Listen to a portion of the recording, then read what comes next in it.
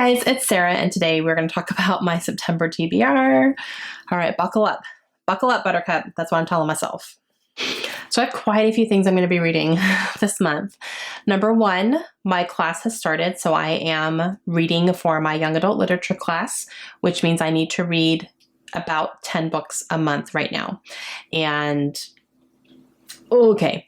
I posted a video earlier this week about my class and kind of things that I need to do. So I'll leave that link down below if you guys haven't seen that. But that's going to be a lot of my reading for the next 3 months. And just about every month I need to read about 10 books. So I'll tell you what I'm planning to read for that. I'm giving myself permission to kind of switch out things as I want to or need to, or if it's too overwhelming, pick some shorter books, whatever. But as of right now, this is what I have pulled. So we're going to see how the month ends up going. So I have class reading. I have a buddy read I'm going to be doing, which I'll show you. We are going to read the book that you guys voted for when I talked about the books that you guys have had the most reactions to. We did a poll in that one, so I do have a winner for that. And the Contemporary-a-thon is later on this month too, which I do plan to participate in. And I will have a separate review or separate TBR video for that one. So September is going to be, it's going to be a time. All right, I'm going to start off with class reading. So I'm going to show you 10 books. 2 of them I've already read, 2 of them I'm in the middle of. So I talked about this one in my wrap up that I just posted because I did finish this book in the month of August, but this is going to be one for my class as well. So this is a young adult science fiction book, and it's Obsidian by Jennifer L. Armentrout, which is book number 1 in the Lux series. So I'm going to show it here too, just because that is one of my 10 books that I'm planning to use for my class. So I've already read it, not technically on my TBR, but it is one I'm using for my class. All right, the next book that I read in September, like I've already read, I started it very end of August, finished it early September. I only read this in like 3 or 4 days. It was good. That is Wonder Woman, Warbringer by Leigh Bardugo. This is one that when I was planning out my class reading for the month, I had 9 books picked and I couldn't pick a last one for some reason. I was like, I don't know what I want to read. So I had Kaylin pick one out for me and she picked this one. And I really liked it, you guys. It was the first one I read besides Lux, but I really, really enjoyed it. I'll save it for my wrap up, but I did. I enjoyed this book. So technically on my TBR, but I've already finished it like I finished it last night. All right, so in my details on my class, you know, I do have this big reading project, which is what these 10 books are for. I do have 15 required genres that I have to read from. So some of these are going to be required. I'm trying to do, since there's 15 of them, I'm trying to do 5 in each month because it works out perfectly where each time I turn in one part of my assignment, then 5 of them are of the required stuff. I explain it all in my video. So if you have no clue what I'm talking about, just go there. But 5 of these are required and then everything else is my choice. So this is one that's required, and that is a young adult contemporary. So I'm going to be reading Fangirl. I'm actually more than halfway through this book already. I'm listening to it on audio. But this has been on my TBR for quite a while now. It is a very, very popular young adult book, and this is probably Rainbow Rowell's most popular book. It's fine. I'm not loving it, to be honest with you. I think if I had read this as a young adult, and maybe when I was in the middle of the Harry Potter books and, you know, all that, I probably could have related to it a lot more. But as an adult, I'm kind of not caring, and I don't love the characters either, to be honest with you. So this follows a young girl named Kath. She is in college, like her freshman year in college, and she writes fan fiction. She writes fan fiction for a series that is basically just like Harry Potter, but it's called Simon Snow. He's the main character, and she writes fan fiction based on those books. So it would be like somebody writing Harry Potter fan fiction, basically. And in her fan fiction, the 2 main characters are they're 2 boys in a relationship. That's how she creates hers, and it's very, very popular. And you get some of that in here as well. She reads some of her fan fiction, so you get to see some of that happening. I I don't love it, to be honest with you. And that's what actually Carry On by Rainbow Rowell is the fan fiction that she writes. She made that into a book as well. And a lot of people love that book. I don't know if I'm going to read it or not because I don't care about it in here. And if I don't care about it in here, I'm probably not going to care about it in there. We'll see how I feel when I finish the book. Like I said, I'm more than halfway through. It's fine. It's not blowing my socks off, but it is a contemporary and I am reading it for my class. This next one is a book I am currently reading as well, and that is Cay Girls by Claire Legrand. And this is for horror, which is a required as well. So I need to read a horror or supernatural book, and so this is the one that I picked for that because this is considered a horror book.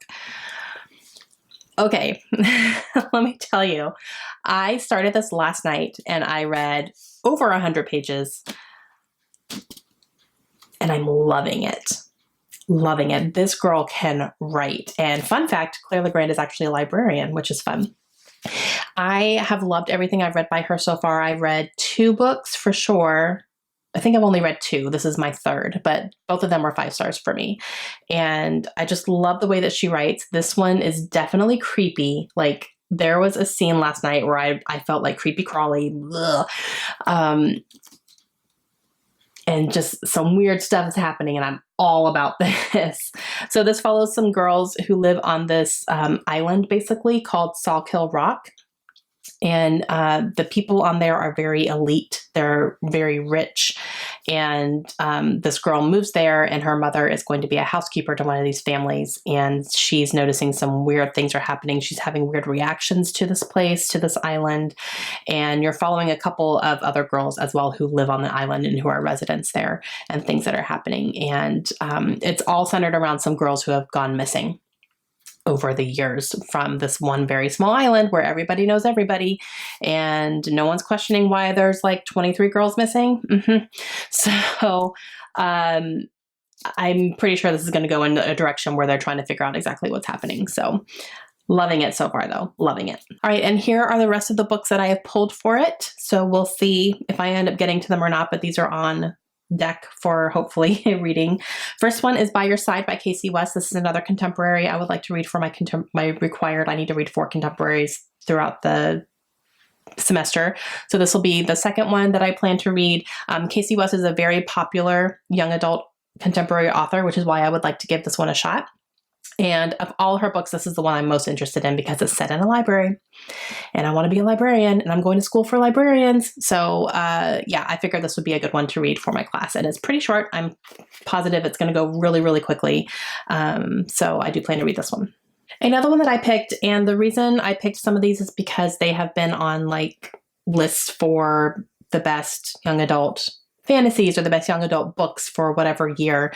Our teacher provided us with a lot of these lists that you can kind of look and see what have been the most popular or what are considered the best, have been in, you know, like award-winning type things. So this one was in there, and this was for, I believe, I think it's young adult library associations. It's YASLA. It's a group of librarians, I believe, that read and review books, and they kind of compiled their best of type things for young adults. So this was on the list and it's on my shelf. So I figured I would kind of go through those lists and see what I owned and what I would, you know, maybe consider reading. Sky in the Deep by Adrienne Young. So this, I believe, is a young adult, I think it's a fantasy, and it follows Vikings. I don't know if there's a lot of fantastical things that happen or if it's just more of a Viking setting, you know, type thing. I'm not quite sure. I haven't heard a ton about it. I've seen a lot of people haul it, but not read it. So I haven't heard anyone like really do good reviews on this one. And there is a companion novel that is coming out or just came out, I believe, called The Girl the Sea Gave Back or something. And it's set in the same world, but I think it's like 10 years after or something. So this one's supposed to be read first. We will see, but it's short as well. So I'm definitely interested in it. Obviously, it was on my shelves anyway. And since it made one of the best lists, we're going to see how it goes. Another one that was featured on that list, and I'll include the list that I consulted down below if you guys are interested in seeing it. I'll leave a link down below if you guys want to see what some of the best young adult books are considered for librarians. The next one is The Hazelwood by Melissa Albert. And this one, gets very mixed reviews. However, Lindsay enjoyed it. Lindsay from Lindsay's Little Library. And her and I have very, very similar reading tastes. So I think I will probably enjoy this one as well. I'm not expecting it to be a 5-star, but I think I would probably like it. But this is definitely a fantasy book, and it follows a young girl whose grandmother wrote a lot of, I think she wrote novels or poems or something that were kind of in the horror genre. And she ends up going to her grandmother's estate, which I believe is called the Hazelwood, and finds out that maybe those were not actual stories. Maybe they were real. That's what I remember from what people have said. So we will see. This could be a good October. Nope, because I'm reading it in September. So we'll see how this goes. But if Lindsay liked it, I think I'm probably going to like it too. And it was on the list. So regardless. This next one I actually thought was important for me to read because this is an author that is local to me. She actually is from the same town that I am and lives in the area still. And that is Of Poseidon by Anna Banks. This is a mermaid book, which I have never read a book with mermaids in it. Ever. So I'm definitely interested in it. I have this entire trilogy as well on my shelves. And so I thought it'd be fun to read for this project, especially since it is a local to me author. I think that's important, especially because a lot of libraries, if there are local authors, they will definitely highlight those in their shelves. Anna Banks is definitely featured on the shelves at our local library. So I thought that this would be a really good book to read for this project for that reason. Another book that is a required genre, which is multicultural, and the easiest one for me to pick for this was The Sun is Also a Star by Nicola Yoon. I know exactly what you're saying. Sarah, you said you weren't interested in that book anymore and you probably weren't going to read it and you had us vote and we told you not to read it. It wasn't worth it, blah, blah, blah. I know. However, this is a very, very popular book and it's been turned into a movie, which ups the popularity. And if I'm going to be a librarian and I want to be able to make suggestions to people or give people my thoughts on things, which people are going to ask, I need to read the things. So I need to get my opinion on this one.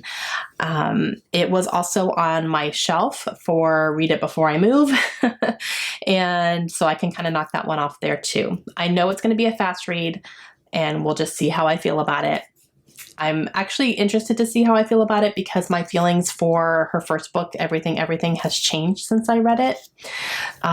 So I'm interested to see what I think of this one going into it from a different perspective and kind of an older reader and see what I think. But yeah, so this is on there. And it's definitely multicultural because the main girl character, I believe, is from, her family's from Jamaica. And the boy character, I believe, is Korean. Pretty positive Korean. Okay, one more book for my class, and that is a required fantasy book. Now, I have a choice. I have tons of choices. I have tons of young adult fantasy on my shelf that I have not read yet. And I tried to decide on whether I was going to just continue on in a series I'm currently on or if I was going to start a new series. I wasn't sure what I was going to do. So for the required fantasy, there's only one that I need to read. I'm going to go ahead and use Air of Fire by Sarah J. Maas.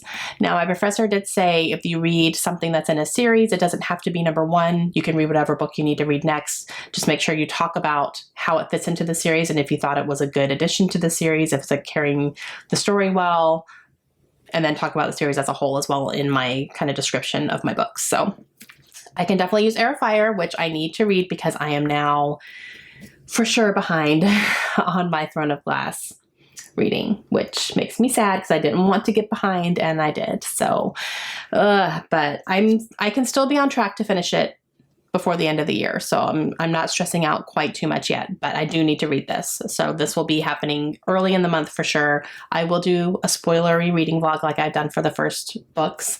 So that will be coming up sometime this month, but I do plan to pick this up very, very soon. And I'm going to use this for my required fantasy. Okay, so those are all the books I'm planning to read for class. That's a lot. I am going to give myself permission to switch some things out if I feel like it's too much or if I don't feel like I can get a handle on them. I need to read basically like 2.5 books a week of those. So I am like, grabbing 2 or 3 books that I'm interested in reading for the week and tabbing them out to where I'm reading the same amount of pages every day, that type of thing. So far, that's been working really well for me. And then I can also grab some of these on audiobook if I need to as well. So for the rest of the month, I do have 3 other books to talk about. I am going to be doing a buddy read, and that we are going to read Beartown. I'm going to be reading this with Amanda from The Curly Reader, who has a channel. I'll link her down below. This is by Frederick Bachman. This is one of my 5-star predictions, and I need to keep those in mind as I'm reading for my class as well, that I need to be reading my 5-star predictions too, because we do plan to do a follow-up for that at the end of November. But I'm very, very excited to read this book. This is not young adult, and that was a challenge for me too, because none of my books are young adult for my 5-star predictions, except Tower of Dawn. So there is that. But nope, other than that, everything is adult, which will be a good break, I think, from the young adult. I think I'm going to need some adult stuff to kind of throw in there so that I'm not only reading young adult for the next 3 months. But I'm very excited to buddy read this. I've heard nothing but good things about it, and just that it would be a great buddy read because there's going to be a lot to talk about. So I'm excited for this one. Another 5-star prediction for me I'm going to try to get to is Cross Her Heart by Sarah Pinborough. This is a book that Lisa sent me, and I just kind of looked at them and picked this one because it's a little bit on the shorter side. It could be something I could grab on audio and listen to it very quickly. So I think this is going to be the other 5-star prediction I plan to read. And finally, last one, guys. Okay. You guys voted in a video that I posted recently about all of the books that you guys had the most strong reactions to that I've hauled this year. And then I had you guys vote on the ones I haven't read yet. And I would read that one in September. So you guys did vote, and the winner of that is 13, and that is by Steve Kavanaugh. And I am so excited to read this. This one's on the shorter side too, and I have a feeling it's going to go quickly because this is an adult thriller that I am super excited about, and I've heard really, really great things from people who have read this already, and I'm like, this is probably going to be exactly what I need. All right, that's it for now. I will have another TBR later on the month for Contemporary-thon. I have no clue what I'm going to be reading yet. I may save some of these contemporaries for that readathon as well, and then I may throw 1 or 2 more in there if I can. We'll see how the beginning of the month goes, but that's at the end of the month, so I will have one of those later on. So, okay, I'm going to go read because I have a lot to do, but I'm excited about it. Let me know down below if you guys have read any of these books. If there's any that I'm thinking about switching out, which one should I absolutely not switch out? Like, Sarah, that's on your TBR. You have to read it. Don't switch it out for anything else. Let me know down below so I can make sure I make those a priority. And I will see you guys again soon. Wish me luck. Have a great day. Bye.